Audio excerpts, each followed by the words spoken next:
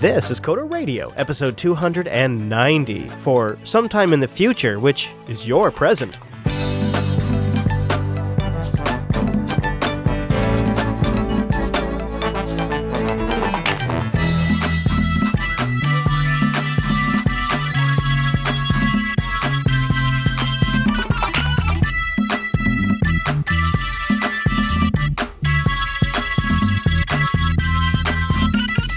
Hi everyone, and welcome to Coder Radio, a special holiday edition of Jupiter Broadcasting's weekly talk show, taking a pragmatic look at the art and business of software development and related technologies. This episode is brought to you by our two fine sponsors, DigitalOcean and Linux Academy. I'll tell you more about those great sponsors as this here show goes on, but more important than that, my name is Chris, and our host, sitting around the Festivus pole, is Mr. Michael Dominic. Hello, Mike! In the words of my Vulcan father, it's not my human heart, but my New Jersey tongue that has failed us. As we all know, I don't believe you. as has been documented Get out of here. by our soundboard. Get the hell out of here. Let's just settle this. It's Cinnabon with a U. I love like it. nice buns, hunt. I've Not never bon, like want some bonbons, ma'am? The history of triggering you has never been stronger than with the Cinnabon thing, and it happened off recording. It was on air, it was live, but it was not on recording. So now there's going to be this Cinnabon controversy, and it started off air. But at least on the West Coast, we say Cinnabon. And now I appreciate that it should be Cinnabon. Another reason I can't wait for it to sink into the ocean. I'm sorry, what? That's amazing. I mean, I appreciate that it should be Cinnabon. I do appreciate that because they're like delicious, tasty buns, you know? So I totally understand where you're coming from. It doesn't like a pair of hot buns. But when I asked for Or does too much too soon. see, so when you look at the spelling, it is Cinnabon though. It is Cinnabon. Do you see where the Bun is the product. Rikai settled it in Discord. what's that? So they sell Cinnabuns with a U, but the name of the corporation is Cinnabon. And I bet you can't trademark the word, Okay. right? Because it's just a cake. So is that? I know it's a cake. What is it? Like a pastry? Did we just end a feud like a good hot 30 seconds after it started then? Well, it's the second time we've had this argument, though. So. Yeah, but here's the thing, though, is it's technically accurate to say Cinnabon, or I'm going to go get some Cinnabon is actually accurate because you're getting Cinnabon's product, which is a Cinnabon. You see what I'm saying? So you're good either way.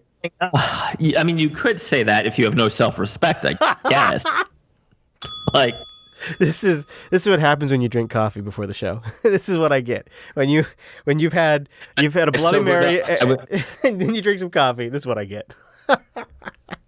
All right. Well, do you want to have a damn holiday special or what? I mean, yeah, this is going to be a different holiday special than last year. yeah, it is. You want to talk about Kanban, which is what started the Cinnabon discussion in the first place? I'm not familiar with Kanban. I'm familiar with Oh shit! I can't even say it now. Kanban? Oh my god! You ruined everything. Is it a Gile? It's a Gile, right? This is the best moment of the year right here when I wrecked your pronunciation of something.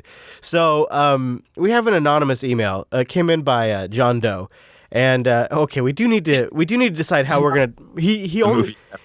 He uses the word Kanban 35 times in this email, so we do need to decide how I'm going to say it. So how do you want me to say it? And I'll just say it that way. Kanban, like Kirk's Con? The con, yeah, exactly. Yeah, okay. Yeah. All right. Hello, Chris and Michael. I'm a longtime listener, and I started around episode 70 or so. Please keep my identity private due to the sensitive nature of my projects. So John writes, I'm a serious senior enterprise-level programmer here in Tampa, Florida, a.k.a. old dude. These days, I'm supposed to go by the title of software engineer, quote unquote. I have been programming for some time, both on distributed systems and on the IBM mainframe. Currently, I'm working on a bleeding edge, quote unquote, project to transform payment systems. I have no interest in being a public person, so I'd like to stay anonymous. I wanted to comment on the discussion about the Kanban and Agile. I have the Kanban training here at work, and my employer, I just like he calls it the Kanban. I have the Kanban training here at work and at my current employer as part of our Kanban certification course. The pronunciation of the word Kanban that was used in the class was one very much like how the Jersey pronunciation that Michael uses. One of the main... I swear to God, if you wrote this email yourself. I did not, dude. I promise you. I actually even know the guy's name, but I promise to not reveal it. Yeah, all right. I swear. He says one of the main aspects of Kanban was that it left out your discussion. That was left out of your discussion was queue limits. This would mean that at any period of time there can only be a finite number of projects or features being worked on. This limit number should be set ahead of time and should be hard and fast. That being said, I've never seen Kanban successfully employed in the development environment. I've also Correct. I've also seen all flavors of Agile started, but no approach was adhered to long term. Yeah, it seems that every time a given methodology is started, it is the business side, the customer and financier of the project, that breaks the process. Okay, maybe. Yeah, I think that I'm mixed on that as well. The damage is usually due to a new or changed business demand and how team leadership deals with these demands. I do not deal with independent business as clients, but I can only assume that the same happens there. Thanks for the show. I've always enjoyed the topics discussed. I've also subscribed to Linux Academy via the show's promotion. I wish Michael much success here in Florida. The summers can be hard. Hang in there. And the winters aren't going too well either. Really? I thought that would be the highlight of being down in Florida, actually. That's why you go to Florida. So this email, and I have not looked at your doc because why even pretend? It's the holiday edition. We don't need to look at any docs. This is going to be a launching point for what I think will be one of my most epic rants. Really? I mean, this is going to be a holiday special. It's going to be a very... I hope I don't hit the Swift announcement level, but... Get the hell out of here. It may be within my grasp. So, to answer the serial killer from the movie Seven's question, also named John Doe, it's completely true that your experience is correct, right? I have personally never seen Agile work the way it's supposed to work, right? And I have never seen any form of Agile, time and materials, Agile to a cap, Kanban, Cinnabon, whatever you want to call it, work. And the reason is at some point people have budgets and expectations, and you're either going to do it too fast and your PM's going to be mad, or the owner of your company is going to be mad and you're not going to make enough money. Yeah. Or you'll do it too slow for some complication and the client will be mad, or the stakeholders if you're not a contractor. And before, I just want to set the table. Can I set the table for a feast here? Yeah, let's do it. I'm not even going to go into this yet, but it's something I want to talk about today, estimating. I don't care if you're doing Agile, T&M, Waterfall, whatever name you choose to use for your process.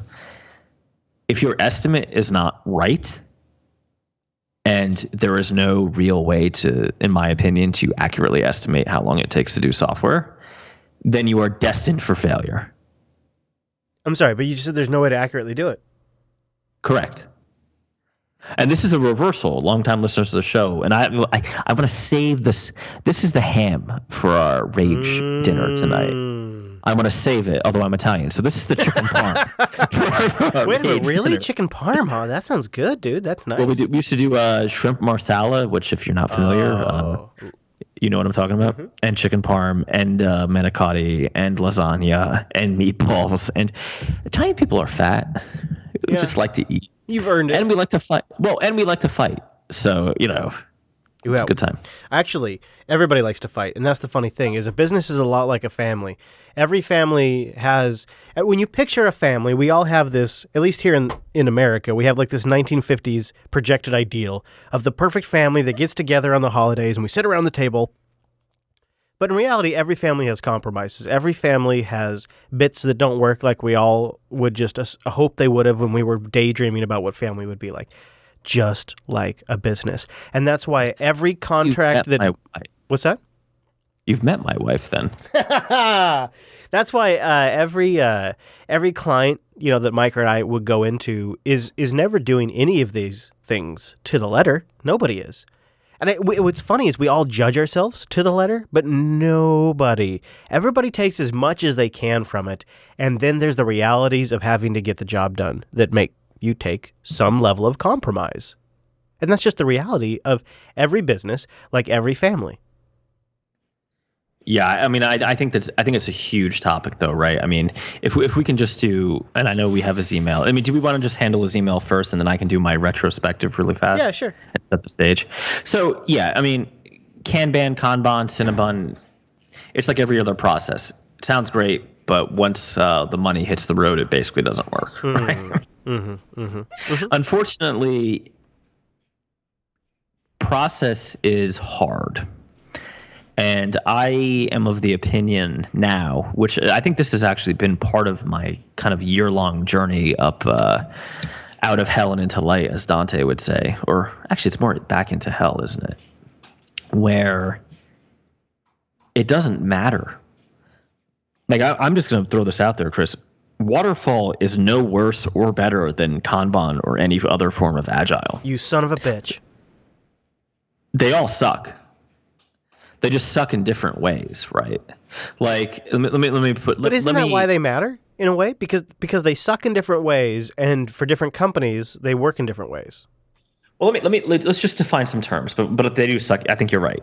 But when I say agile, I am specifically talking about a big umbrella of different processes, right? You could have extreme programming, you could have Kanban, you could have sprints, you could have Scrum.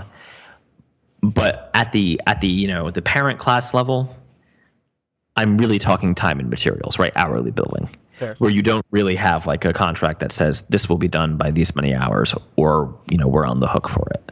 Waterfall, I mean fixed bid, right? And there's a bunch of other there's a bunch of other things that go into waterfall, but for the simplification of the conversation, I'm talking about fixed bids. And I think going into this year, I had a fallacy about what agile really meant. And it turns out that it doesn't work in a lot of ways. Oh. Because people still have budgets and people still have expectations. Are you angry that you wasted time on it then? If you think it doesn't work, are you now angry that you wasted time? So I'm not suggesting that fixed scope works better either. Because I spent years on a fixed bid model, right? Yeah. I agree. The difference with agile is basically the worst thing that happens is you get fired.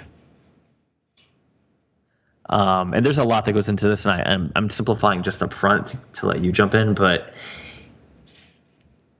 I actually think that the entire software development industry is fundamentally broken in a very big way. Things cost a lot, and things should cost a lot. You should not engage contractors and not expect to spend six figures. Things cost a lot, and people don't have an appreciation for how much work things are because it's right. And also, like, internal teams are always more efficient than external teams, so you shouldn't compare the two. What we are dealing with, and I say we in the bigger sense, is a problem that electricians and plumbers started to deal with, but is so much worse as the work becomes more and more abstracted from what the user or the client understands. It's really weird because, and I'm not talking about any particular project here, because I've had about 5 projects that were just like this, where there's an organization that has internal developers and they're just overwhelmed, right? And they would like you to come in and, work with them a little bit. Yeah. But the problem is, it probably takes you 2 months to actually get up to speed on their system. Or 3 months until you're really, really adding good insight and value. Right. And you have to give this estimate that's based on some document that you barely understand, right? Or you think you understand it, but because you don't have the years of experience in the organization, you're just wrong or whatever. Yeah, the best thing you can bring is, well, I've done a lot of something like this in other companies, or I have seen a lot of people try something like this, which is valuable to them, but it's not mixed with a true understanding of what their objective is as a business. Yeah, I mean, I've had a lot of the write this internal system that we have in different framework stuff this year, which was kind of new because it used to be make a mobile version of this, right? Interesting, yeah. And the beauty of mobile is like there are so many restrictions, especially for iOS, that it's easy just to say no to things and be like, actually, no, it has to, like, because, you know, that's the way it goes. Yeah, so. Yeah. Yeah, in other words, I guess don't beat yourself up about it, but these are all frameworks to get us to work together on concepts that are imaginary. That's the reality of it, and that's why they're not perfect. Well, so large premise that doesn't make sense, and then we'll go into some more stories about why I think this might be true. Okay. It is actually impossible for an outside entity or an outside developer to accurately estimate any development job for your organization. And if they're going to be wrong, they are going to be wildly underestimated, right? Like by a factor of 4 or 5x. Yeah, I don't disagree at all. Right. So it's where I am. And I don't know if you want to do an ad here, but I will tell you about the journey I've been on. See, I'm plugging you for the ads. Yeah. Once I launch into this, it's going to be bad. So You know, let's do it. Yeah, and this so much of what you're saying totally resonates with my experience as well. So I think that's kind of why, in a way, it's kind of like, you know what you are right now is you're that stupid son of a bitch that was that magician who went on Fox and revealed like all of the magician's secrets. You're that guy. Oh, I have an announcement at the end of the show. There's a reason I'm doing this. Okay. So, if you're lighting yourself on fire in public, Yeah. Okay. Yeah. Because I mean, really, the truth is one of the things I stressed out the most about early on in my contracting career was these estimates. I got better at couching, and I also got better at manipulating as time went on, and that's how I managed to compensate. You get really good at spin, right? You get like really good at, oh, that's not a bug. That's actually a change order. Right. Or you intentionally overestimate in this area because you know you're probably going to end up needing slack in another area that they're not willing to give you slack. Like it's this weird sensing what the client can accept versus what the client can't accept, and leaning into the areas where you feel like they will give, and then making up for it in the areas where you feel like they won't. And it's like this manipulation game, really. So let me do my Magicians Unmasked thing. I think that's the name of the show here. Core Data, when I used to do a lot of iOS. Wait, what about the ad thing? That was a good tease. That was the tease. All right. Do the ad thing. All right. Go. All right. Because that's it right there. I mean, that's the... I think you set me up. Let's do this really quick. One of the things that I want to mention is that I think one of the best sponsors for this show for the whole year has been Linux Academy. I mean, obviously both our sponsors are they're freaking perfect for our audience, but Linux Academy, if you haven't done it before, this could be your opportunity. Really think about going to linuxacademy.com/coders. It is a perfect fit for a lot of the goals of our audience. Linux Academy is a platform to learn not just about Linux, but all the technologies surrounding Linux. Whether you're an experienced sysadmin or new to the world of Linux, Azure and AWS, OpenStack and DevOps, a sharp skill set is an absolute necessity to succeed. Meet Linux Academy, an online Linux and cloud training platform that uses self-paced video courses and hands-on labs to give you real-world experience for a wide range of skills. Train for your certification, learn the latest DevOps tools, and grow your skill set to do better work. Linux Academy is not just a video library. Our scenario-based server labs and quiz system allow you to learn hands-on. We also have full-time human instructors who answer questions and help you earn that certification or promotion at work. We add new training every week so you'll always be up to date on the latest tech. Sysadmins of every experience level use Linux Academy to stay on the bleeding edge of the Linux ecosystem. You should too. Also, if you go to an industry event, especially if work can send you, keep an eye out for Linux Academy. They've been attending a lot of them recently. Those hands-on labs are unbeatable, as well as that instructor mentoring. linuxacademy.com/coders. linuxacademy.com/coders. Now, Mr. Dominic, let's do it. Let's ruin the careers of a few consultants out there. So Mike's dirty magician's trick circa 2013. Oh, you don't want to pay me for that ridiculous custom iOS UI you want? Okay. Oh, you want core data? Yeah, that's 150 hours. Yeah. Just for core data. Right. You tuck it into the thing that they're hyped about, that they want to spend on. Well, no, it's a thing they don't understand. Right. And or no one wants to look stupid in the meeting. Right. Yes. Okay. That's probably right. That's better than what I just said, because what it is they have a lot of opinions maybe on some things, because it is understandable by them, because a lot of times these are intelligent people you're working with, and then they have more vagary towards other things where you can extract a little extra leeway. Well, and it's also a threat assessment, right? Because like non-technical people, and even actually technical people more so, you don't want your database layer screwed up, right? So you're probably not going to fight me on that extra week of labor. Right. That's now, the this valuable trick thing. stopped working because I don't do a lot of native iOS development anymore. But it was one of those things that like I always had in my pocket, because people would hire these designers, pay them like $3,000, and they would come up with like completely different controls, like down to right. Well, that's what you're paying them for. Yeah, but you want an app done in a month, and you aren't willing to use the regular UIKit components. And remember, this is iOS 5 we're talking about, so there wasn't even like the framework. Okay. Yeah. Fair enough. Yeah. Just UI components like you can now. Like it'd be a little easier now, but you had to actually like write your own views and like implement touch handlers. And people just didn't get that and didn't want. Well, it's just a button, man. Yeah, but it's not a UI button. It's not. You would have to tuck that away. So that's my number one magician's secret. And this is not part of the 2017 wrap up, though, Chris. This is going to be an extravaganza, a holiday, a rough show for YouTube. I'm going to tell you that right now, because we've all seen The Last Jedi, right? No, I have not. I've been recording like 24/7. Spoiler alert: Adam Driver with no shirt on. I mean, oh jeez, I got lost. Adam Driver's the guy who plays Kylo Ren, for people who don't really follow. I kind of sympathize with Luke Skywalker. It's time for the Jedi to end.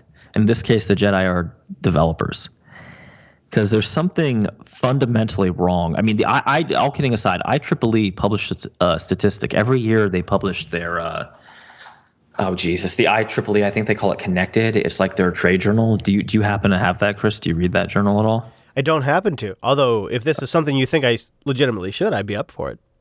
It's free. The digital version's free, but it doesn't matter. Okay. I'll summarize. One of the things they follow is what percentage of software engineering projects based on their survey fail. It used to be about 40 to 50%. Now we're at like 55 to 60, according to their survey. And this isn't Mike's house of fake numbers. This is IEEE, which is one of the most respected, engineering organizations in the world. And I don't know how they do their survey. I don't know if the digital edition, if it's like a blog post, if that's different, if that doesn't have the same, peer review, blah, blah, blah, disclaimer here. But that doesn't sound wrong to me, right? About slightly over half. And the number one reason for failure, as reported by their members, go ahead, Chris, take a guess. What is the number one reason software projects fail, according to self-reported vendors? Well, is it something to do around sales or funding? Estimation, right. Expectations and estimation. They lump it into one category, but you could call that sales too. Interesting. Okay. Yeah. You know what? Not a surprise based on what you just said. If you think about it, the job is always going to be. So there's a funhouse mirror effect I'm finding, especially with these enterprise jobs, that for the internal team, because they've been steeped in the culture, they've been steeped in the technology that their organization uses. There's a lot of assumptions they have and a lot of experience they have with their processes, even like high level stuff like what exactly is it that we do at this business, right? And how, and I know we have like a statement we gave you, but really how do we operate, right, from a functional perspective? And there's stuff that is not documented. There's stuff that's just, in practice, you have to use this particular VPN provider, or in practice, our IT support desk is just not that responsive. So they get in this position where you have the appearance of external teams looking slower than their internal developers, right? Because they are slower. And then you get another phenomenon. Go ahead, play it. Where because the external salesman or the external sales engineer bidding on the project doesn't have that internal point of view, that years of expectations of experience working in the organization, and also has an incentive to close the sale, will not intentionally, but totally accidentally, wildly underestimate the project. Yeah. Yeah. By factors of 5, right? By huge margins. Yeah, I mean, you hope to try to do better than factor of 5. Well, how could you? Yeah, how could you? You can't. Like it the kiss of death. And you always end up just you have to bear the brunt of it when you underestimate. You right. just I going into 2018, my new rule is now I don't want to see the code for your existing system because it's meaningless to me. I know it's very counterintuitive, and maybe this is a personal failing, but I can't estimate a new project based on your existing code base. I just can't do it. And I don't know, the other trend that is being reported, and I think this is also by IEEE, but I'll double check it and put it in the notes, is insourcing is going way up, where companies are actually just hiring developers as employees rather than contracting out, because they are seeing this failure rate in contracted out projects, right? That seems like a good trend, though, in a way. It's an interesting trend. I mean, I'm not convinced that, I'm kind of two minds, right? And I think this is partially, I remember when doing anything, like doing a basic website was like $50,000.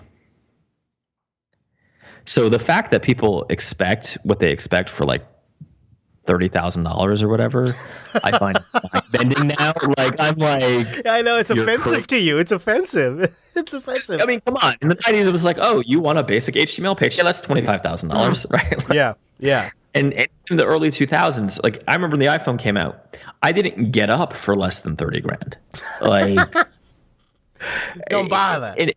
And maybe I was told by a guy who works for me, Dave. He was actually at the original Java 1 conference, and he says, "You're just so young, you're spoiled." He said, because you got into consulting right when the iPhone came out. You're used to just demanding lots of money and getting it. Yeah, this is what happens when technology ages. I got in right at the end of the 90s. Right during the dot-com boom, and then during the transition to web. So I had a couple of different bubbles I got to ride, which were extreme. And then I had a lot of medical clients, and they were all writing that we have to go to electronic records. So I got a couple of really good trends that I got in on that. Looking back on it, I don't really know what I would sink my teeth into today if I had to go back into it. Do you know what I mean? If you think about it, if you had to start over from just totally nothing, I don't know what I would sink my teeth into. I mean, I can see where you're going with bots. That makes sense. But what I used to do, it's even more so. I benefited from a couple of different technology transitions that I was on the leading edge of that I was able to capitalize on top of. And I can see what he's saying to a degree. You probably did too, although I think now you've sort of transitioned from that. So it's not really a fair, not really. I mean, I think if you were to start from nothing today, you'd probably still go in this direction, I would assume. What I'm saying is with Alice, what I mean. So yeah, I've been thinking about that a lot. If I could have started from zero, if January 1st was day zero, I probably would start directly in bots. Although the temptation of AR is there because it's weirdly easier to sell, it looks like. Yeah, oh sure. Yeah, totally. And plus there's a lot of devices out there to buy. And I think it's because it's more tangible for people. Is kind of the problem. So that's setting the frame, right? And I think we talked about this a little bit on 289, where through the OS stuff, you and I have been on kind of a journey. Is that fair? We've been on a little bit of a. I went full Yep. Linux for a while. I tried out Windows 10. Yep. We've been through a you know. reanalysis. We've been through a bunch of different. I've tried a dozen different Linux distros. I've tried Mac OS. I've tried Windows. I'm currently on 1604 Ubuntu. Tried Chrome. I've switched to Firefox. I've switched from I'm on Atom to Firefox. Visual Studio Code. There's been a That's lot what of things. yeah. Yeah.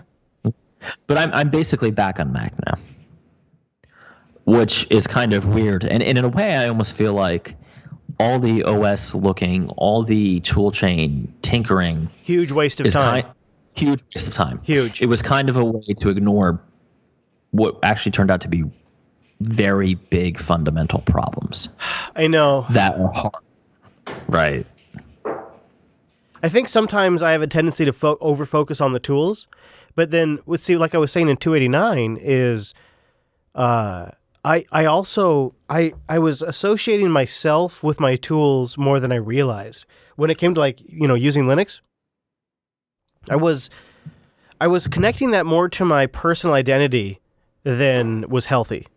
And so I wasn't considering other things that may have just let me get my job done 15, 20 minutes faster, which meant that I got more time to walk Levi, or I had a little bit more time to go get that Christmas present for Abby, or Hadia and I could make dinner together instead of just her making dinner. And those things are more what I want to associate myself with, and less with the distro I use or the operating system that I use. Yeah.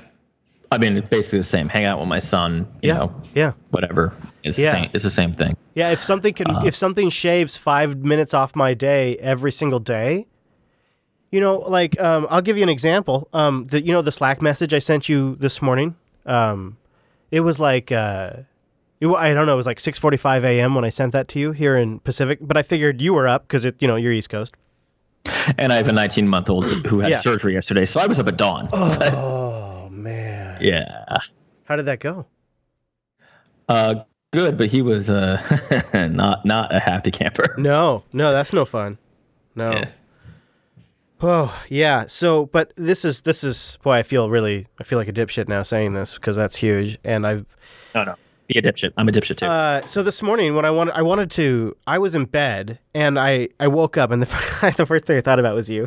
And I was like, well, I want to make it really was. And I was like, I want to make sure that I'm in the studio in time so that way we can do these 2-coder radios. And I felt bad because I meant to Slack you yesterday, but I was editing TechSnap until like 10 o'clock at night. And then it was 3 hours even later where you're at. So I didn't want to at you just in case. I was actually... Well, yeah, I know I probably should have just. But so what I did is I woke up like at 6:30, 6:45 a.m. and I normally am up before then, but today was it's been a marathon week, so this is my sleep-in day. So I slept until like 6:30. And I went out and I normally I have a machine set up. It runs Ubuntu 1604. I've got a really nice mouse and a nice mechanical keyboard, and that's my like in the RV at home workstation. But we're moving the RV right now. We're going to a different site. And so I had everything put away. And the only thing I had out was my editing laptop, my MacBook Pro, and my touch bar. And, I walked out of my bedroom and I grabbed my laptop. And before my eyes had really started working and before my fingers and my hands were even fully woken up, I had my finger on the thumbprint reader or whatever you call it, the Touch ID. And I had Slack up and I had sent you the message and I was done and I had the laptop closed and I went back to bed.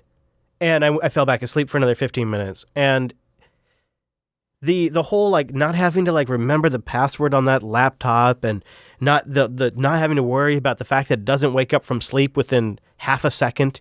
But by the time I have the screen open, it's awake. And then I put my finger on this stupid little nub in the corner and it's unlocked. Slack launches in half of a millisecond because this thing does nearly 2 gigs a second on the SSD. And I send you the message. I close the lid. It goes immediately back to sleep. No problem. I put it back down and I go back to bed. And that there's a very high probability that would have worked with Ubuntu, but it wouldn't have been that quick. It wouldn't have been that easy. It wouldn't have been that I'm brain dead asleep. I just want to make sure I connect with Mike really quick and go back to bed. And I thought, that felt pretty good. I don't normally have that laptop at home. I don't normally have it there, so I don't normally experience that easy, smooth process. And I don't know how you put a value on that. I don't know how I make that a feature that is tangible. Because to me, it was really Touch ID and the super quick wake from sleep and the really fast SSD that all just came together, and I was able to connect with you and plan for 2 episodes, and I came in an hour earlier in 15 seconds.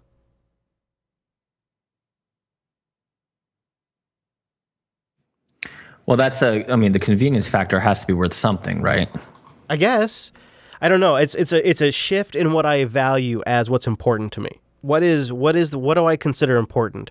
And when I get settled in this new campsite for the holidays where we have all this stuff, I'll set up the machine, it'll be running Ubuntu, and I don't even, because I've had issues from waking from sleep, what I do is I just turn off the screen. I don't even sleep my machine. Is the way I compensate on Linux is it's running all the time and I don't lock it. Because LightDM's a piece of shit and sleep is hit and miss about 1 out of 6 times. X shits the bed. And so I have to reboot.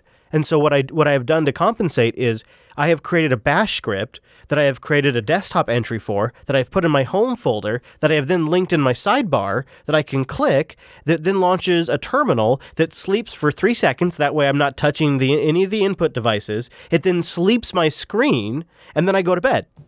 And then if something comes up in the middle of the night that I have to dress for work, I sit down and I touch the keyboard, and the machine's instantly available because it's not sleeping. It's just the screen's been turned off because of this random hack I've created. It's fine. It's fine. It's just, what is your priorities? Do you want to write a script to do that and then create a desktop entry file and then use a program to edit the GNOME menu so that way you can then link it in your favorites area so that way it shows up in your dock extension? Or do you just want to open the lid, put your finger on a stupid nubbin, type a message, and close the lid? Yeah, I mean, no, obviously I just want to open the lid and go, right? Yeah. And I found that kind of myself when I was, for a couple months there using Linux full time. It was a fun distraction. But it was almost like binge drinking in a lot of ways, actually. Oh, yeah? Because it feels good at the time. But not only does it not solve the problems you currently have, you also get a hangover on top of it, right? Well, did it really all come together for you at that time when shit hit the fan and you needed to sign some apps? And yeah, that was the moment, right? That was the end. That was really the end. It was when I got that call from our largest customer, and they were like, "Yo, I need a build, and I need it now." And Mike's the one doing the build, Mike's the one doing the sign, Mike's the one satisfying the client, and it has to happen as smoothly for Mike as possible. Well, and the other problem is Mike's also the one signing all the payroll checks and taking care of everything else and doing the traveling at that time, doing the traveling, flying to New York for a meeting that ended up being nothing, right? Like, and making less money than he used to. Uh-huh. Yep. Okay, here we go. So there is a theme that I'm going to undercut or put in the undercurrent here that, like we had a guy, and I'm sure he's a great guy, email into the show that wanted to have a call with me today, and I canceled it because with the kids, I honest to God, I slept less than 3 hours last night because if any of you who are parents that have children, that even a minor surgery, but any time a child needs surgery, it's just it's not a good time. Even just the operational details of coordinating it all is stressful. Not to mention then I left my checkbook at home when we went. Yeah, of course you do, because you're all worried about the kid. You're worried about getting everything. Right. You're not thinking about what you need. You're not thinking about your stuff. Right. So, of course, I drove back, and I ended up not being there for the surgery because the doctor did it. But tell you something, that doctor's assistant was on my cell phone with me the minute I hit my house because she wanted her money. God, I have been in your position. Yeah, so I'm just reading, routing numbers. Anyway, it's not important, but suffice it to say that this get to know you call was not super important to me, right? And what happened was it's this person also owns an agency or development shop, and I get these emails a lot where they have the misconception that I'm drumming up multi-million dollars of business because of the show, right? Because of this, and that's just not the case.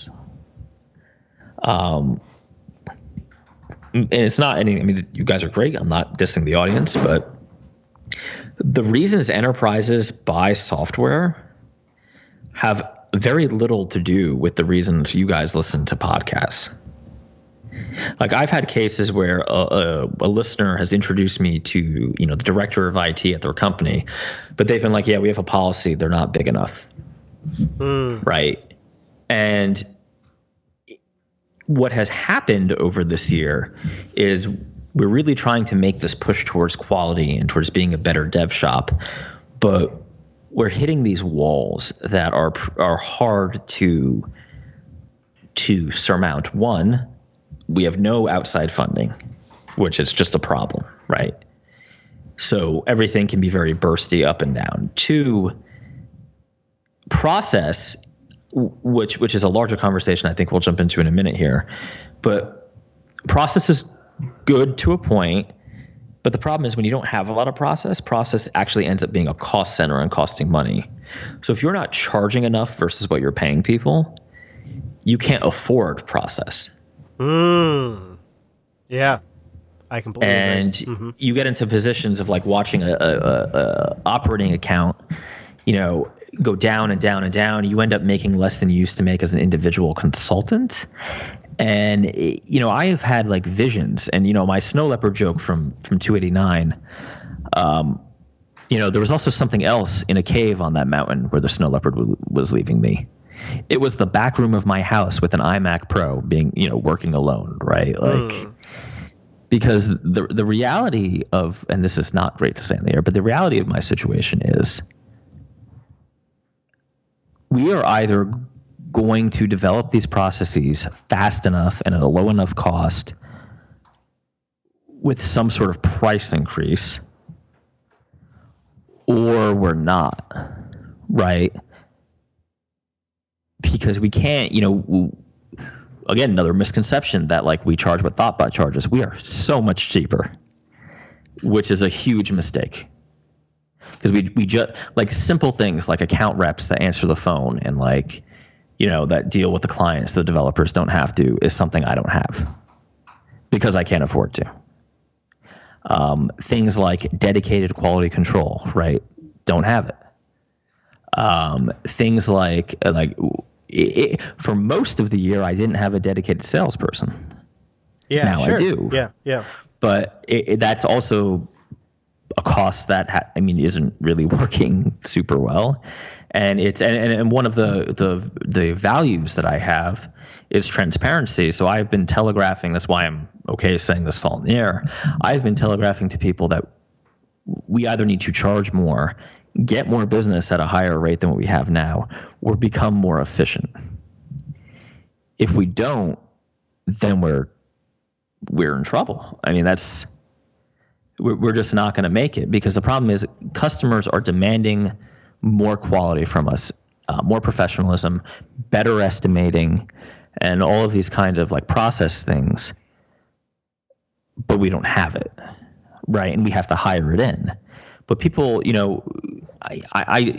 there's also some differences. The economy is actually very good right now, so hiring people is much harder. Even hiring remotely is hard because I can't put someone who has no experience on a project, let them take the project and think they're going to get it done without having a lawsuit on my hands or some sort of problem. So I need people with experience. So I'm back to doing what everybody else does, the 3 to 5 years experience thing. But those people want a salary. They want full time. So you can't give them contingency work, right? And because of the low rates we charge, we can't hire freelancers because there's no margin there. So you really get, I'm finding myself between a pretty significant rock and a hard place. And the other problem is, of course, all of this. Alice had some opportunities that I ended up foregoing to deal with client issues. Oh, that no. Sitting where I sit, right. That's the worst. That stings so bad. Right. And I got to be honest with you. I think some of these client issues are just simply not salvageable. And I should have just let them drop when they were going to drop. Jesus, you and I are having the same. Oh my God, that's crazy. Yeah, right. I totally understand. Because the answer is I just have to spend a bunch of money, but you can't like raise rates, 25% overnight, right? You just can't do it. So. Oh man, God, this new TechSnap relaunch it started as a total hit to my gut. because I had no intention of replacing Dan, and I had an intention of launching new shows. I spent like the 10 months I took off at TechSnap rebuilding the back-end infrastructure to launch new shows and to totally revamp the way we do shows. And I was gearing up now to launch something on this huge new cool infrastructure I had built. And then I got this, hey, I gotta stop doing the show. It's taking too much time, and I gotta focus on these community events I'm doing. And my world just came crashing down because I was building and building and building Steam to this huge new release, and I had to table it. And I spent the first 2 months trying to find someone else to fill in for me on TechSnap, to try to do it for me, so that way I could continue to launch the new product that I wanted to launch. And I couldn't find the right person who could do a decent job at it. And what I ended up doing was sort of having the best of both worlds in a way. Is I changed TechSnap to be the product that I wanted to create, and it was TechSnap itself as a product was suffering. So, if you could make an equation, sales were down, right, and they had been trending downward pretty significantly, and were showing that the product was probably about to lose its relevancy. And so I didn't have a lot to lose with it. And I decided that I would essentially use that as license to create it into what I wanted to make, that I think would be a more competitive product. And it has been more successful so far.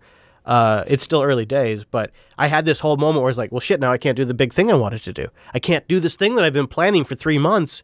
I have to work on this existing thing that I have an agreement with sponsors on, that I have things in place, I have established audience for. I have to go back to this thing that I left 10 months ago. And it was, I fought it for 2 months. I fought it 2 months straight. Right? You had sponsors, right. Yeah, exactly. Right. Yeah, yep. And I fought that. I fought it and I fought it and I fought it because I felt like I was having to kill the new, possibly more successful product to salvage the existing thing. But at the same time, I realized, well, it's probably, I guess I realized there was a way to Windows 10 this thing and kind of make the existing product even better if I was willing to jettison a few couple of fundamental assumptions about it. See, I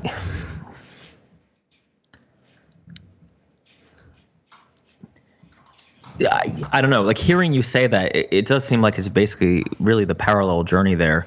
But what you're saying, I think you fell into fallacies that I fell into for most of the years of like, I can just make this the new thing, right? I can do both. I can balance it. No. I've killed the baby. The baby's dead. There's no baby. Okay, you ended up killing the baby. I basically drowned the baby. Right. Yeah. That's what happened. And I don't know. I mean, you just relaunched TechSnap, so, and I hope it does well, right? Like, I'm not. But for me, I can tell you that drowning the baby from my side isn't worth it, or was not worth it.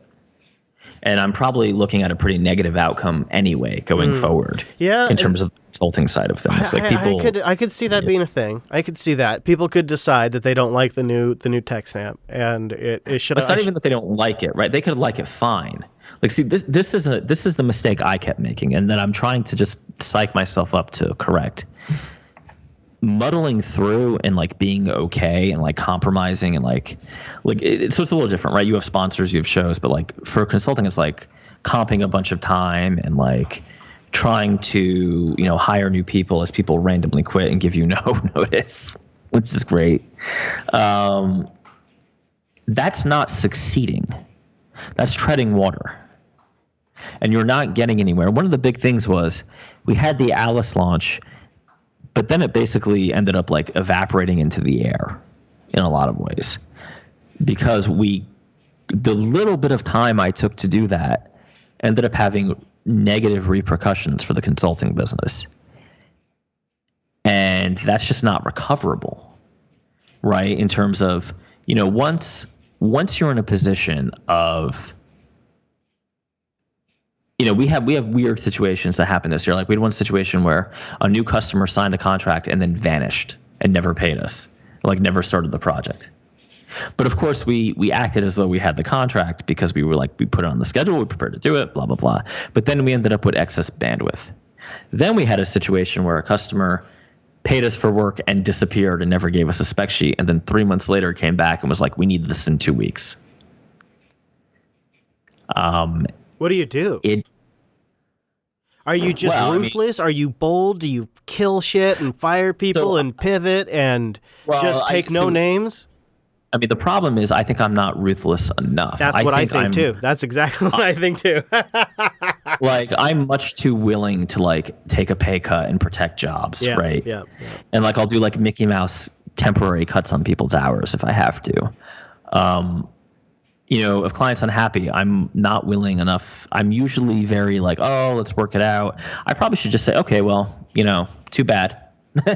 Contracts, time, and materials. You have no case. Go away. Right. Because I have never seen a case where you recover that. And I've never seen a case where, in the case of like employees, you don't cut their hours for a week and then have them not look for another job. Yeah, but then again, at the same time, I don't know business of a single case of any successful business story that I've heard about, any successful entrepreneur or founder or whoever who isn't just a fucking dick, ruthless asshole. Well, I've had a larger realization in the cave on Dagobah that I don't think this model is going to work. Like this hybrid model of half remote, half on site, half consulting, half product. And I was listening to a podcast by the dude from Thoughtbot, and they were having some of the same issues. But one advantage they have is they charge a flat $3,200 a week at least. So they just make a lot more fucking money, right? Like, it's easy when you have a war chest. Yeah, it is. Yeah. But when you're the little guy who really doesn't have a lot of margin on his developers and is kind of struggling. Yeah, like in podcasting, if you've got a name, you could charge $8,000. I for shits and giggles looked up what an ad on ATP would cost me. It's $5,000 an episode. Yeah, it's because it's got John Siracusa and Marco Arment on it. Yep. Right, but that's like... But you're buying Marco Arment saying that he uses Backblaze. But my problem is, my competitors are doing that. Yeah. Right? Like, the unfortunate reality is Thoughtbot is a competitor.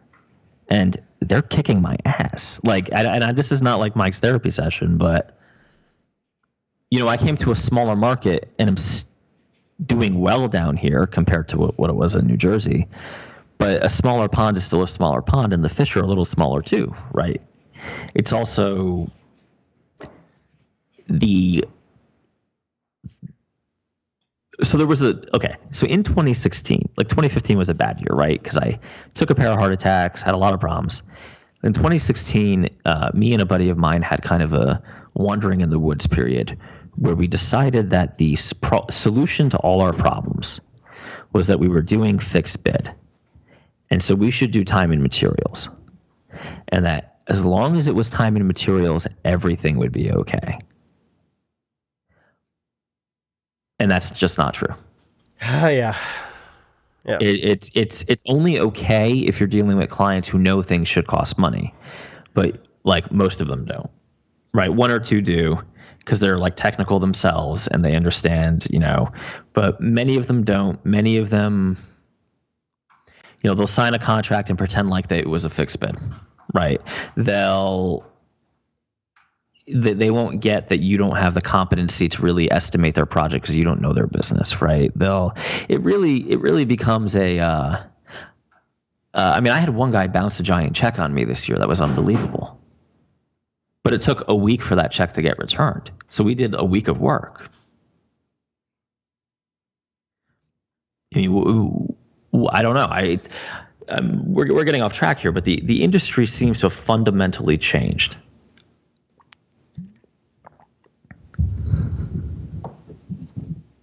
Yeah, I feel like my industry has too.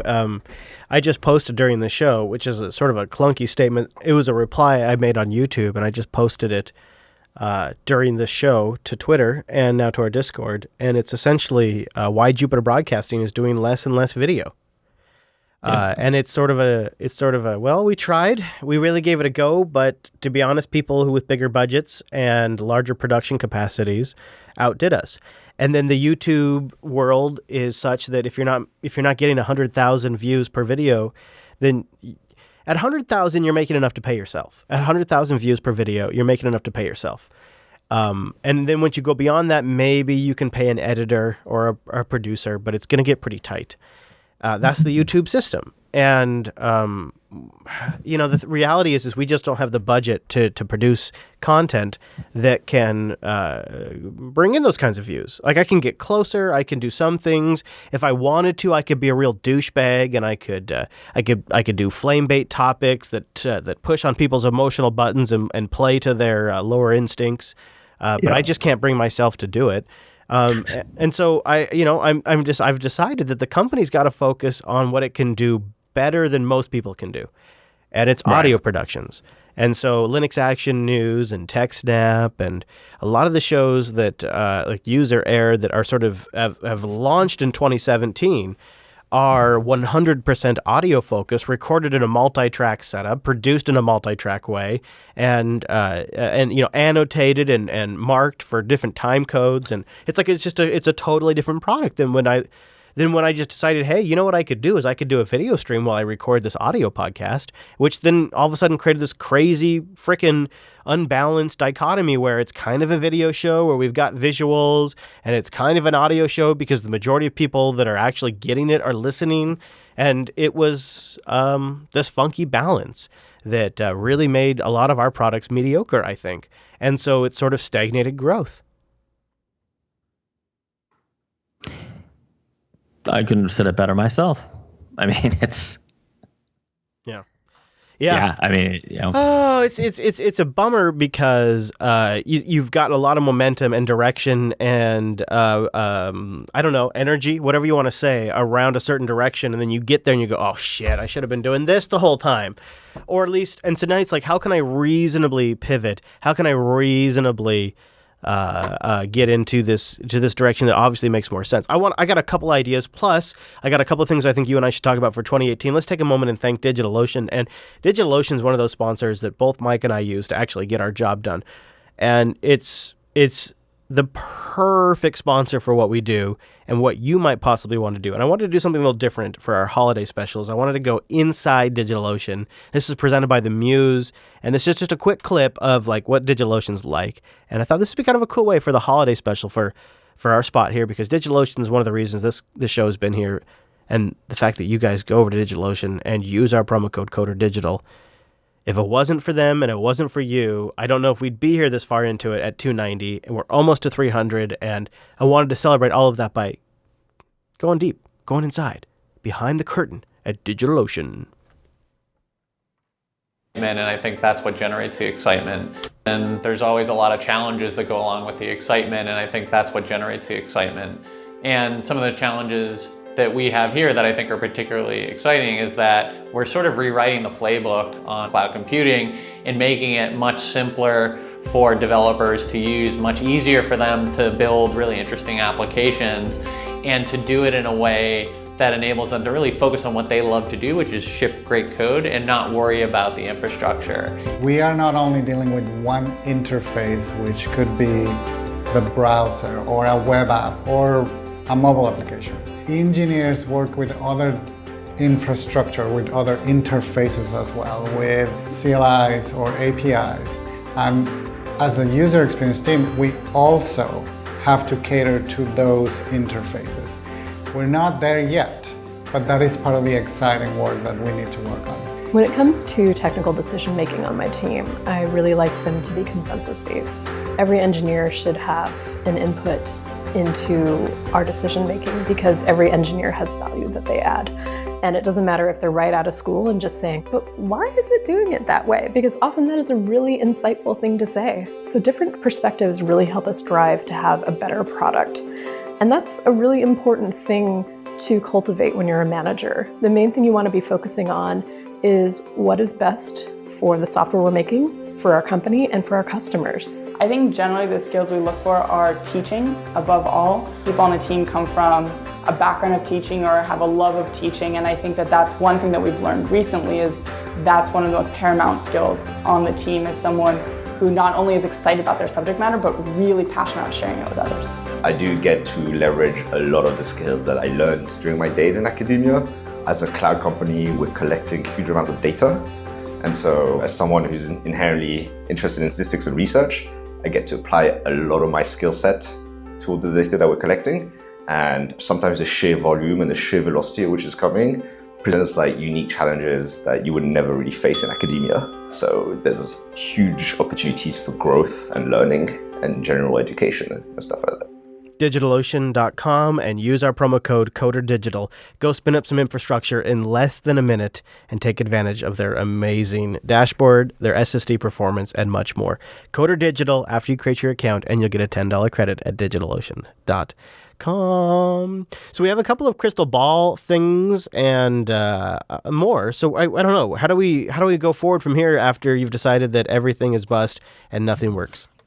So you said you had some ideas. I think we should jump right into that. All right. Well, so my ideas have been mostly around how to sort of close the gap between what I thought I was going to do and what I ended up realizing we need to focus on and what we're actually good at making. All right. It was a bit of it was when we started, it wasn't that we were bad at making videos. It's just that's what the standard was. And, you could get away with that. But then as time went on and more money got involved and more people started taking this seriously, production went up. And all of a sudden we were caught in this weird, crazy middle ground. If we were comparing ourselves to like podcast networks of last generation, like say your Leo Laporte Twits, if you're looking at them, you might go, well, you're not doing too bad. You're doing better than they are. But the reality is that's not nearly good enough. If you want to compete in the audio podcast space, people have 6 or 7 or 8 other really good options for that week. I think most people in our audience probably have at least 5 podcasts they're listening to on average, and some are up in the 10 or more, and some are down in the 1 or 2s. But on average, people listening to our shows probably have about 5 that they're subscribed to. And so when I looked at how do I make a competitive product, do you want to know? Let's just do this. I'll give you, this is the review that I did. That when I listened to this, I went, do it. I went, holy shit. It is so obvious I have to make this change. I am so fucked. I don't know. I mean, a lot of this comes down to opinion, but I'll give you, here's the intro to the current version of TechSnap, the one that just came out yesterday as we record. Here's what the intro sounds like. I'll just play like the first 30 seconds or so. So I apologize for show within show, but I think it'll be clear why I'm doing this here in a moment. This is TechSnap, episode 349.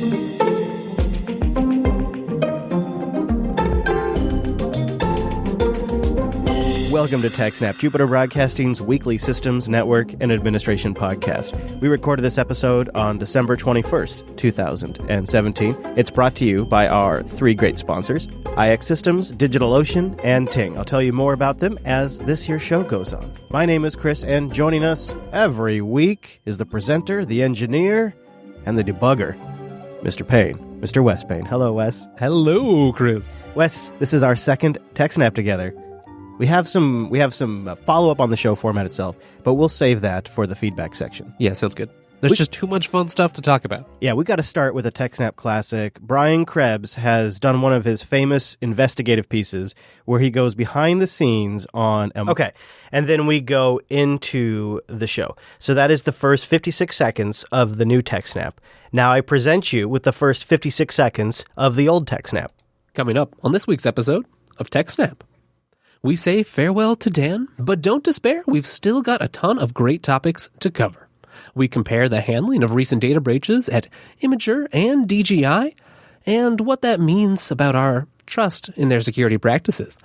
Plus, we share a bunch of in-depth guides to upgrading your security posture this holiday season, and see Dan off with some of your finest feedback and surely the world's tastiest roundup.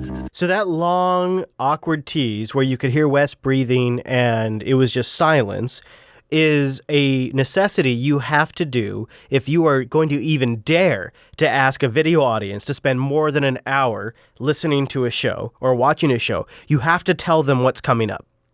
And it always sounds like a sales pitch. It sounds like a disingenuous sales pitch because what you're trying to do is take a week's worth of research and 2 hours worth of recording, and you're trying to summarize it in 28 seconds. And it sounds bad. It doesn't work for an audio, and it's unnecessary in an audio podcast. And then this is 28 seconds in, and I'm already out. And you can see the compromise that was initially made for video. It just right here in the beginning, but it continues. On this week's episode of TechSnap.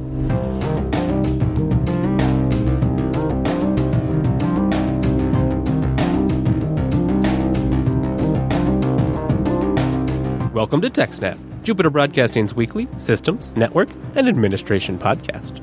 This is episode 347 for November 28th, 2017. This episode is brought to you by our three wonderful sponsors, DigitalOcean.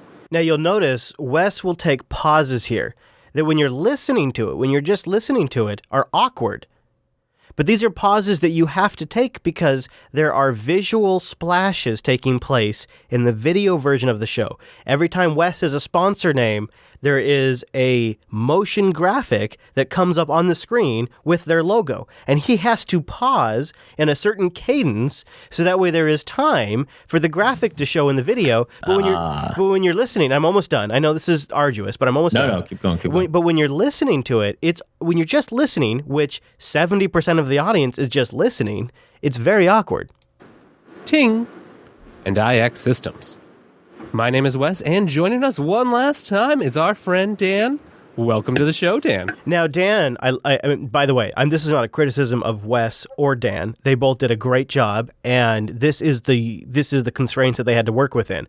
Now, Dan, even though Dan and Wes are both vibrantly aware that about 70 to 80% of the audience is on audio, because they see each other on a video screen, because there are studio lights on, because there is a green screen and a studio camera and a camera switcher, they cannot help but address the camera. Even though the majority, up to possibly 80 to 70% of the audience is on audio, they can't help but talk about it as if it's available for everybody to see. Hello, Wes. Hello, Wonderful audience. to see you. And you? You're looking especially sharp today, may I just say. This is what I think you're referring to. This is a Absolutely. New Zealand swan dry. And Say that one more time for us. New Zealand swan dry. SWANDRI. Maybe two N's in it, I'm not sure. But basically, it's a bush shirt. It's all woolen. It has no zippers. I think you get my point. It is a fractured product. It was a shit product. It wasn't their fault. They inherited a bad product. They inherited a product that didn't have a deep understanding of what its core audience was looking for. And so this is a minute and 37 into the show. By 58 seconds into the old TechSnap, we were already talking about Brian Krebs looking into a marketplace to sell users' identities. At this point, we'd already gotten into a major point about the story. And it sounds better, it's less awkward, it's smoother because we're only thinking about the listening experience. And when you watch it in video, this isn't so bad. But when you listen to it, it's simply not a competitive product. And this was the come to Jesus that I had. And that's why what you say is I had to kill my new baby thing that could be the big success. See, I think what I actually did is that I spent a lot of energy and excitement and time thinking about all of this stuff and building something that is the ideal version, the perfect thing that I could put up on the precipice and say, this is my ideal. And then, of course, because of the compromises that we make in real life and in business, I couldn't actually deliver my ideal product. I never can. I just don't have an unlimited budget, unlimited time, and all of a sudden this huge burst of creativity. But what I could do is I could conceptualize what I would do in a perfect world, learn lessons from that, and then reapply it to our existing products. So that was the lesson that I took away from it was not that I'm killing the baby, not that I'm killing the next generation podcast that's going to bring Jupiter Broadcasting all new levels of Bitcoin. It's more so that I spent time doing sort of a research and development skunkworks lab project And while it's not quite the big thing that the R&D department came up with, we're still shipping a lot of their time and their effort into the existing product and making them better.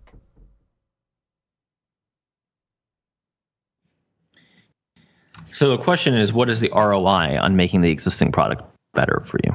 I'm not sure yet because it takes a lot more of my time, and it is hard for me to really put a dollar amount on that because you could argue my dad likes to tell me that my time is free.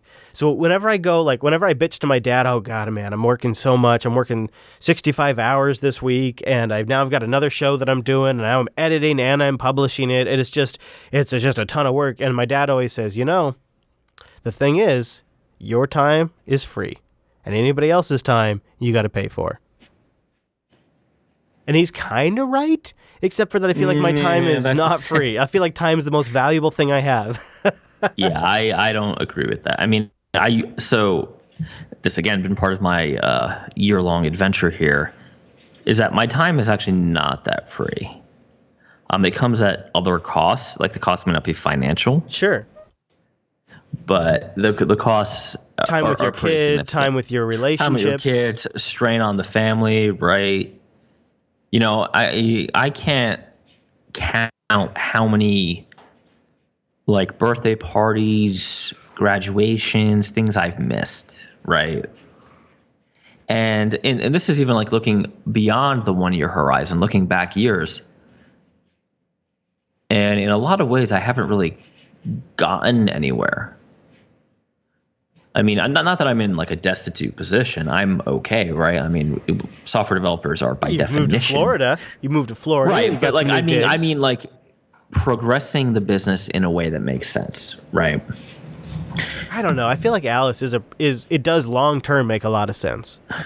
Well, but Alice, see, the problem is there's two halves. There's the consulting half and the product half, and the consulting half is in this kind of snake eating its tail cycle of you get a client, you lose a client, you get a client, you lose a client, you get a client, and lose a client may be just that, they were never going to be a long-term relationship. They just wanted, update our app because our other vendors out of business, right? Like something like that.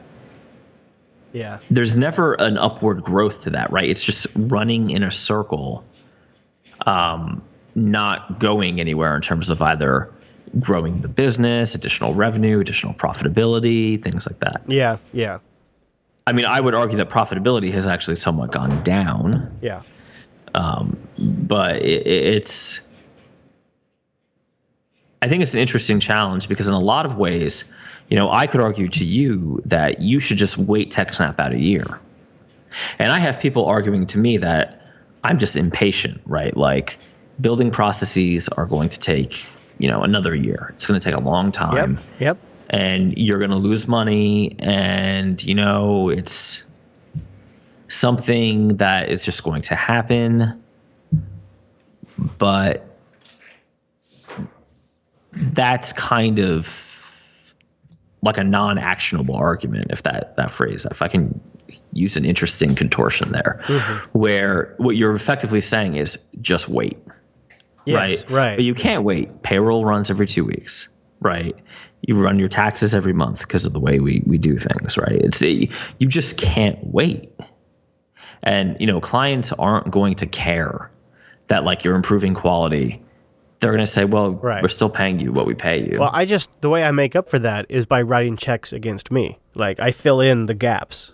Right, that's what I've been doing, but I've hit the upper bound of what I can personally do. Yeah, 100%. Yeah, right, and I have like core members of my team basically killing themselves, and it's just not. The wins are not building upon themselves, right? Yeah, that is something you got to measure. I do feel like the changes we've made this year have put Jupiter Broadcasting in a much better position for 2018. Like, I feel like we're going into 2018 a lot stronger than we went into 2017. See, I feel like we're going into 2018 slightly stronger, but in roughly the same position where we have a key customer, and we are basically, if we're going to grow, we're going to lose a lot of money first, which might not be worth it. Well, yeah. Jeez. Yeah, that is. God, I feel more positive going into 2018 than I think I have for like the last 3 years. So yeah, see, I'm feeling more negative. Well, I mean, I've been pretty negative. yeah, but I can see. Yeah, I can understand. I totally understand why. And you know, I know so many ways I'm still rolling the dice by the cancellation of LAS and now the reboot of TechSnap. Like, I would have liked to just stabilized out after ending LAS. Like, we're still riding that out. Even I feel like you already took the bet by canceling LAS because LAS I did, must have been your. That was the big bet. Yeah, TechSnap is the number 2 big bet though. That's the thing. Like, if you could make another second bet, it would be TechSnap. Yeah. Yeah, it's a tough situation, and I think that, you know, I've been talking about continuous integration. Like, I feel like I've been telegraphing this sort of issue for most of the year, right? About process. Like, I know we got some complaints. Like, it's always about project management, and like, you know, but those are the actual problems that are now like keeping me up at night. And unfortunately, the problems are always expectations, right? The customer expects it to cost X. You have no idea what it should cost really, but you make some educated estimates. And it turns out it costs X, you know, cubed or whatever, right? And that's just what it comes down to. And that may be, well, we're not doing a process that works. Well, they didn't give us all the documentation. In one case, they told us they had source code we could use. And they didn't, which was particularly interesting because their other vendor held them hostage. That's more of a one-off sort of weird story. But at the end of the day, like, these fundamental problems of project management, of trying to run an agile process in a market where you have on the low end competitors who are just like in India, not paying people anything, they don't have your overhead, or are, you know, basically shops like Thoughtbot, which are so booked that they can't, like, you know, if you call Thoughtbot, they'll tell you, yeah, we'll get to your project in, you know, Q2 2018. Is that bad? It sounds like they're in demand. It sounds like they're, you know, it's like playing hard to get almost. Well, they're just so booked, right? And they're charging a lot more, but they're hitting a different class of clientele, I think. And you could, I mean, just to be a little self-reflective here, you could say, well, Thoughtbot is, and I'm using them as an example. I have nothing against them, but they're famous, right? Sons of bitches. No, you could say that, well, they made a risky bet like I should be making when Ruby on Rails came out. And because they were the only major consultancy doing Rails, they were able to basically become an integral part of that community. And by the way, they have a lot of pushback. If you look online, people are starting to kind of, as Rails has become more enterprisey and Thoughtbot has, you know, there's nothing worse than an aging hipster, right? It's there is something to be said for, like, the whole golden MacBook thing in the enterprise doesn't make a lot of sense to me, but it's true. It's still true that they have put in their time. They did all those Vim videos. They host all these events. They sponsor all these code camps, these hackathons. They have done the work to get where they wanted to get to. But they don't. How can I put this? If I need to close a sale, I have to go find a client. If Thoughtbot needs to close a sale, oh wait, they don't, right? Because they have a Trello board of people who want to buy from them. Yeah, the sale comes to them. Yeah. Right, and that's a significant difference. Yeah. And I would bet, and because I know we have other dev shop owners who listen to the show, I would bet that you, like the guy who wanted to talk to me and wants to be on the air, he's trying to solve the same problem I am, right? You might couch it in like, oh, I want to talk about processing. You don't. I get it. But it's in a weird, like, microcosm way, it's almost like the tech market in general, where the bigger players are getting bigger and more powerful. And you remember, I've been doing this for about 12 years now. So it has never been harder to close a sale. And I've never had to sell more for less. Which is, you know. This is why you should just become a full-time podcaster, because the podcasting market is actually going up. Is it really? Yeah, it is. Like, podcasting is actually doing better than it ever has. You should just switch over. Launch 3 more shows, dude. You and I will work together, and you just transition. I actually thought about, like, just becoming like a tech journalist. Like, you know what? I could fucking do this. I mean, come on. You could, yeah, you could. You've got a lot of background, yeah.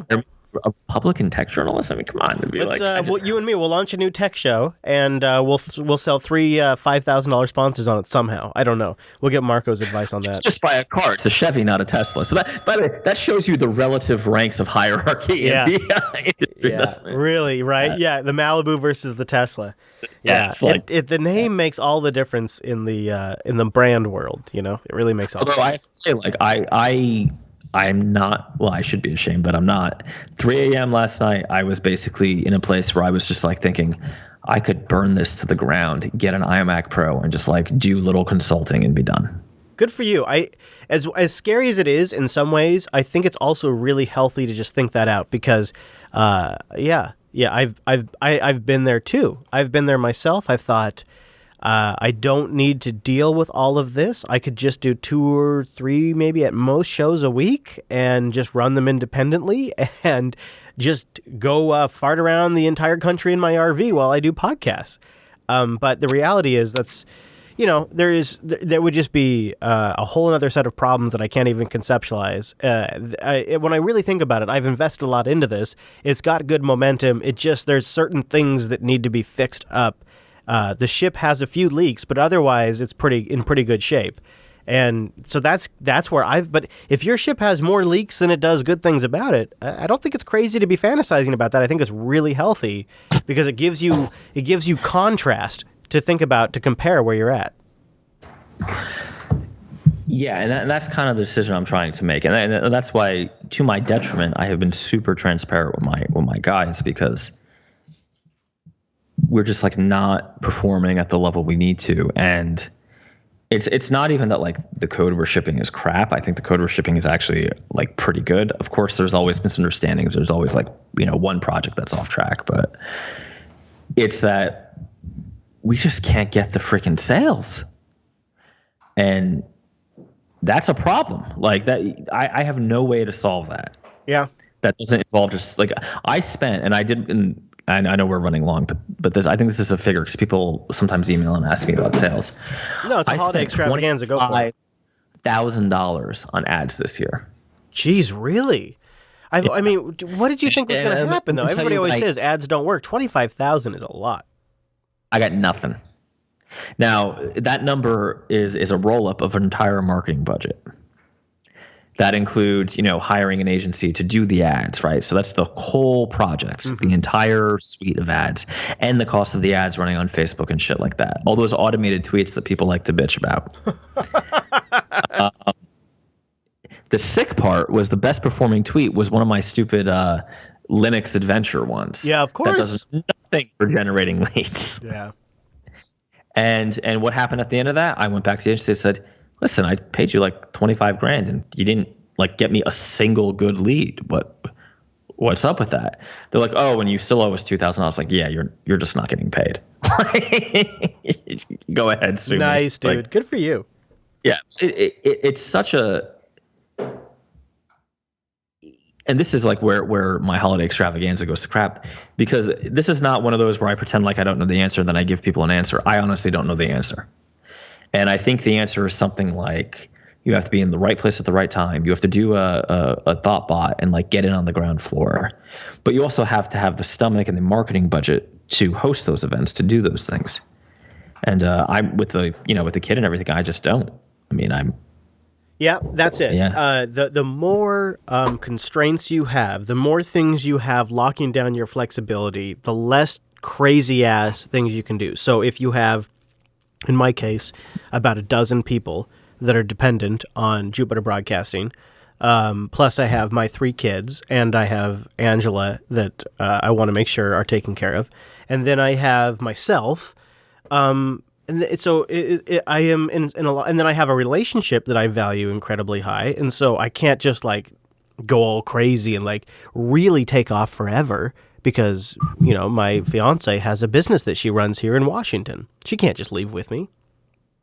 So the more tied down you are, the less flexible you are. But at the same time, from constraints come some of your best innovations. And so if you look at all creative endeavors, sometimes constraints actually lead to your best results. And it's when you have a blank check for anything you want that shit sucks. And so I don't actually inherently think constraints are a bad thing. It's how you view them and what you make out of what you have left that it all comes down to.